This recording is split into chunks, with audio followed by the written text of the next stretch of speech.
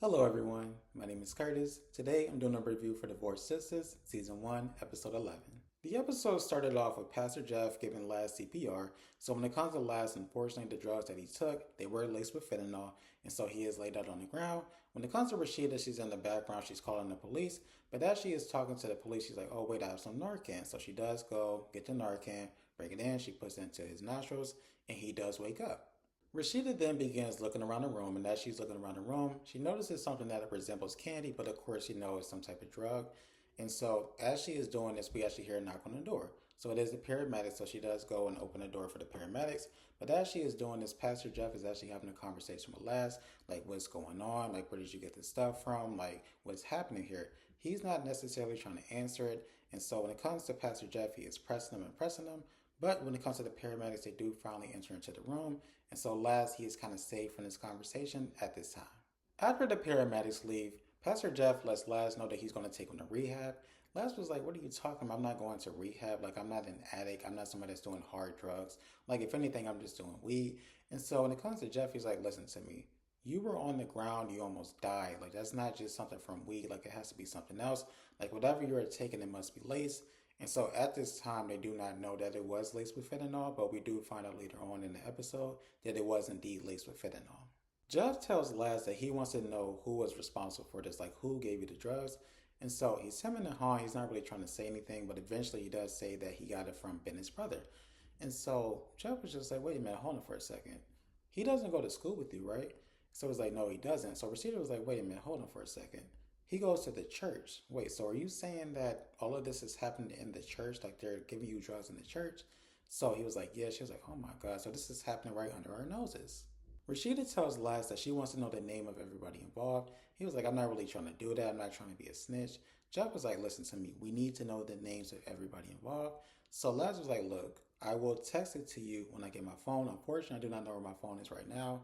Jeff was like, listen, I already got your phone back from the person that you were dealing with. I already got the phone. So he was like, wait, have you been tracking me? He was like, look, don't get off task. We're not even going to talk about that right now. We need to know the names of all of the people involved, and you're going to write them down. And after you write down the names, I'm going to take you to rehab. And so he's like, look, I told you before I'm not going to rehab. Jeff was like, listen to me. I will drag you out of this fucking house and take you to rehab if I have to. You're going to rehab. After this, we see Geneva, we see Naomi. So Geneva actually goes to visit Naomi, and when she comes inside, she notices that Naomi, she's already dressed, makeup is already done. She's just like, wow, I'm surprised to see you dolled up so early. Geneva then tells Naomi that she had a conversation with her colleague, so she wants her and Naomi to actually meet with the colleague. But Naomi was like, well, actually, I already handled it. Geneva's like, what are you talking about? She's like, I'm actually going to meet up with Javon around 11 o'clock. And so Geneva was like, so you couldn't have told me that information before I came over? She was like, wait, so you didn't just want to come over to see me? Like you just wanted to conduct business? She was like, of course I wanted to see you because everything is about you, right? Naomi was looking at her like, what is going on here? What is happening? Like, your energy just seems off. Like, did something happen? Are you okay? And so Geneva was just like, well, when it comes to Anika, she actually fell the other day. Naomi was like, who fell? She was like, Anika, my daughter, my child. Like, are you still smoking that shit? Naomi was like, well, I mean, smoking, fucking, little bit of this, little bit of that. And so when it comes to Geneva, she's like, well, when it comes to Anika, she's fine. Thank you so much for asking. She's fine. Then she starts going off like, my child fell. You didn't check on her. I came all over here. You didn't tell me that you were going to visit Javon. Like, this is some bullshit. You know what? I'm out. I'm done. I can't do this. I'm sick of this. I'm out. Naomi was like, wait a minute, hold on for a second. Wait one moment. Like, you can't leave. Like, I'm sorry, I didn't mean for it to go down like this. Like, I really want you to be present. And then she says, you definitely should come because Tiffany's going to be there. And she was like, well, of course Tiffany's going to be there. I mean, she's basically his shadow at this point. It's during this time that Naomi tells Geneva that Tiffany and Javon are having sex. Geneva's like, are you sure? She was like, yes. There was a time where she actually saw Javon come downstairs in his boxers. And then after that, Tiffany came down in a robe. So it's quite clear that these two are having sex. In the next scene, we see Pastor Jeff and we see Laz inside of the car. Jeff says, you know what, I do want to apologize to you. I didn't mean to be so aggressive with you, but I felt like that was the only way to get through to you. And so when it comes to Laz, he's like, I understand. He was like, are you sure you understand? He was like, yeah. And then this is when Jeff kind of explains like his family dynamic. He's like, you may have noticed that you do not see your grandfather a lot. Well, the reason why you do not see him a lot is because he used to abuse me, he used to abuse my brothers, and he also used to abuse your grandmother. And the reason why he was so abusive is because he was a raging alcoholic. And so when it comes to his brothers seeing all of this, and then also, of course, with being abused, they all decided that they wanted to use drugs. And so he says that, to be honest with you, he's actually expecting to receive phone calls that his brothers have passed away from overdoses. Jeff then tells Laz that he is special. Like, you are not like the other kids. These other kids, they go out, they do what they want. But at the end of the day, they're going to end up where they're going to end up, which is probably going to be in jail, possibly dead. You don't want to be like that. You are special, you are different, and you should accept that. And so when it comes to Laz, he's like, I do not want to be special. I want to be normal. I don't want people to feel like I need to be perfect because I'm a preacher's son. Like, even in church, everybody's saying that I'm going to be the person to lead the church after you leave. And then even when it comes to the ladies of the church, or even when it comes to the guys at the church, they're introducing me to their daughters and they're trying to force a relationship between me and their daughters. They don't even know me. I can be a terrible person. They have no idea, but they're still trying to do it simply because I'm your son. I don't want to feel pressure to be perfect. I don't want to be pressured to be the preacher's son. I don't want to be pressured to be the next person up when it comes to leading the church. I just want to be a normal person. And you know what? I kind of get it. But even though I get it, and this is me getting on my 31-year-old soapbox, I do understand it and I do get it. You don't want to feel pressure into being perfect and all of this and all of that. But that does not mean that you need to go out and do drugs. It doesn't mean you need to go around hanging around the wrong people. It doesn't mean that you need to sell drugs. It doesn't mean you need to put yourself in a situation where you can go to jail. Like, I understand you don't want to be this picture perfect person. But that doesn't mean you need to put yourself in a situation in which you could potentially overdose and die. That's all I'm saying. In the next scene, we see Javon and Tiffany. They're having sex. And so while they're fucking, right, Rashida actually starts banging on the door. And so Tiffany's like, what the fuck? What is going on? So she's just banging and banging and banging. And so when it comes to Javon, he's like, oh my God, let me just get off of you real quick so you can sit up and you can kind of project your voice instead of moaning, right? Because when it comes to Rashida, she did hear them fucking. And so Rashida was like, look, you called me over here. You said you wanted me to come. I'm here. And so Tiffany's trying to get her to leave. She's like, no, I'm not leaving. In fact, I'm going to go downstairs and make us some coffee. Tiffany and Javon do eventually make it downstairs. Javon attempts to have small talk with Rashida, but Rashida, she makes it quite clear she really wants him to leave so she can have a one-on-one with Tiffany. And so he does eventually leave. And then when it comes to Tiffany, she comes back to Rashida. She's like, listen, please do not judge me, but my body needed that. And then she lets her know that when it comes to Javon, he has a big dick and he knows how to fuck. Rashida was like, whatever, like, what else is going on? And so when it comes to Tiffany, she says that she plans to invite Lloyd to lunch. And the reason why is because she wants to get some information because Geneva is refusing to give her some details about some things. So she just wants to meet with Lloyd to try to get a clearer understanding of what's going on. Rashida was like, you know what, I do not think that's a good idea. And Tiffany was like, well, you know what, now that I think about it, it's probably not the best idea. She then starts thinking about Geneva's daughter, Anika, and she's like, you know what, she fell the other day. I hope that she's okay. Rashida's like, she's good, she's fine, but why did you call me over here again? She tells her that she reached out to her in hopes that she would convince her not to have sex with Javon. And so Rashida's like, well, I mean, I can't be your conscience. But then she said, you know, when it comes to these type of situations, they normally end the way that they start. So if you start by fucking, it's probably going to end with you all just fucking. Like, it's not going to go anywhere far. It's just going to be a situation where you all meet up just to have sex. Tiffany's like, well, I mean, I think he really likes me. She was like, no, he probably likes just fucking you. Tiffany was just like, damn, maybe I shouldn't have done anything with them. Rashida was like, well, I mean, at this point, it is what it is. It's already done. You already said that you enjoyed yourself. You said that it was good. So, I mean, at this point, just live in the moment. It's already been done. But just know in the future, think about what you are doing so you won't possibly make a mistake. After this, we see Naomi, we see Hakeem. And long story short, when it comes to this scene, Naomi lets him know that Franklin's getting ready to get out the hospital. Also, that Franklin has this fish tank that he doesn't allow anybody to take a look at. And then also when it comes to Franklin, he is very abusive. He beat her so bad that she had to go into hiding for a couple of months. And also let him know that Franklin was actually molesting her son. I was like, what the fuck is going on here? That threw me off. I was not expecting that.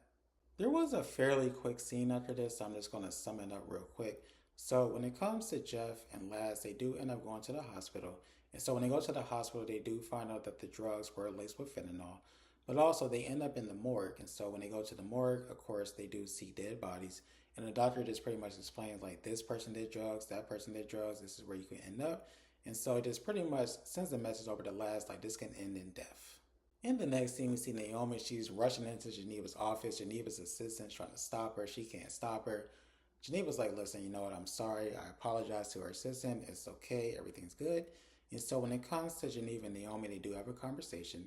And Naomi says, you know what, I am going to turn myself in. And when I turn myself in, there's a possibility that they're going to keep me. Geneva's like, I'm glad you finally realized that. She tells her that she is mentally prepared for that, but when it comes to this lawsuit, she really wants to know, like, can her money really be taken? So Geneva's like, yes, it can. So she was like, well, I mean, when it comes to this too, I guess we could appeal the situation and then we could just have this in courts for a couple of years, right? So Geneva's like, I mean, yeah, we can do that, but the problem is that it is going to accrue interest, right? So the amount that you may owe right now is going to be much more later on because of the interest. Naomi puts her head down. She's like, damn, he's going to be the victor again. And so they're talking, having a conversation. The next thing you know, Geneva just starts going off. Like, I don't even want to hear this shit. This is some bullshit. Like, I'm always tied up in your shit. Like, why are you even here? Did you even make a fucking appointment? Like, what is going on? And so Naomi was just like, well, damn, it's like that. Geneva was like, look, I ain't even got time for you right now. So when it comes to Naomi, she had a bag with her. So she puts this bag on the desk. Geneva was like, I don't need another bag. Like, why do you have this bag? She was like, look inside of the bag. So when she looks inside the bag, there's $5 million. Geneva was just like, what the fuck? What you expect me to do with this? And so she tells her that she wants her to hide the money. So Geneva's like, I'm not doing this. Like, what the hell is wrong with you? Like, what is your problem? And so they pretty much go back and forth about who she should give the money to. Like, maybe you should give it to Rashida. Maybe you should give it to your son. But she's like, no, you are the only person I trust. And so Geneva eventually does say she will hide the money. But me personally, I'm like, I need about $500,000 to do this just for my pain and suffering because this is just, it's too much. There was another fairly quick scene as well. This one actually involved Pastor Jeff and William. And so when it comes to William, he just found out that the baby is not his. And so he's going through a lot of emotions, which is expected. But he's saying that at this point, he's trying to play the process of elimination. He's trying to figure out who were the guys that were around Geneva around this time, when she got pregnant. And so he says when it comes to the process of elimination, he has determined that as far as with Pastor Jeff, he was around. And so it's insinuating that Pastor Jeff fucked Geneva and that's his baby. Pastor Jeff just looked at him, smiled, started laughing like, come on now, you know damn well I did not fuck Geneva. That is not my baby. And he was like, yeah, I know that. But like I said, I'm trying to play the process of elimination. And so when I think about the other person that could have possibly did it, I'm like, maybe it is the person Quincy who actually comes to this church. And so he was just like, are you sure you think it's Quincy? He was like, yeah, I mean, it may be him. I do think I want to have a conversation with him. Jeff was just like, why don't you just have a conversation with Geneva? Why don't you just confront her with this information and say, hey, I took a test. It turns out that this baby is not mine. It's like, what is going on? He was like, I can't talk to her because she's not going to tell me the truth. He's like, I need to talk directly to Quincy to try to figure out what's going on. And then he's like, well, now that I think about it, when it comes to Geneva, she may not tell me everything, but she probably does tell Rashida everything. So do you think that you can maybe have a conversation with Rashida to see if she may have brought up this guy Quincy or brought up another man that may have, maybe the father of the child? Pastor Jeff was like, I mean, I'm not really trying to have that conversation with Rashida. I feel like that's just not my place, to be honest with you. But what we can do is we can do a double date. We can all go out and then we can all have a conversation about this. And so William was like, well, you know what? I do not feel like she's going to be honest and truthful, but you know what? I need to get this off my chest. I need to find out what's going on. So we need to get this done today. It needs to be done tonight. Like, I can't wait any longer. So Jeff was like, you know what? I understand we're going to get everything set up. Jeff then gets up, prays with William, walks him out, and as soon as he walks him out, he's like, man, what the fuck is wrong with him? Like, he thinks I'm about to sit up here and confront my wife about this shit. Like, he lost his motherfucking mind. I thought that was funny because it was realistic. Like, you really think I'm about to sit up here and confront my wife and ask her if her friend told her some information about if she got pregnant by some other man? Like, come on now, bro. The next scene after this, it was kind of drawn out, but it was very simplistic, so I am going to condense this as well. So when it comes to Rashida, she does come into the church. She sees Myron. She's like, hey, you come in my office now. So he does come into the office and she confronts him because she's like, I feel like you are attracted to my husband. Like, do you want to fuck my husband? Do you think he's attractive? And so he's like, I do not want to fuck your husband. I do not think he's attractive. It's just one of those things where, he talks to me nicely. He's always there for me. He cares about me. So it's more of a situation of like a father's love for a son. I didn't really have the best relationship with my father, so I kind of looked to him as a father. He then says that he loves Pastor Jeff, but it's not like I love him, like I want to be with him, I want to have sex with him. It's just, I love him because he cares about me. He talks to me the same way a father would a son. And so when it comes to Rashida, she's like, you know what, that's real cool and all of that. I do kind of get where you're coming from, but in my opinion, I feel like you are attracted to my husband. And also, I feel like you have some daddy issues, so I do feel like you need to go to therapy. Luckily for you, I have a friend of mine who is a therapist and she can help you out.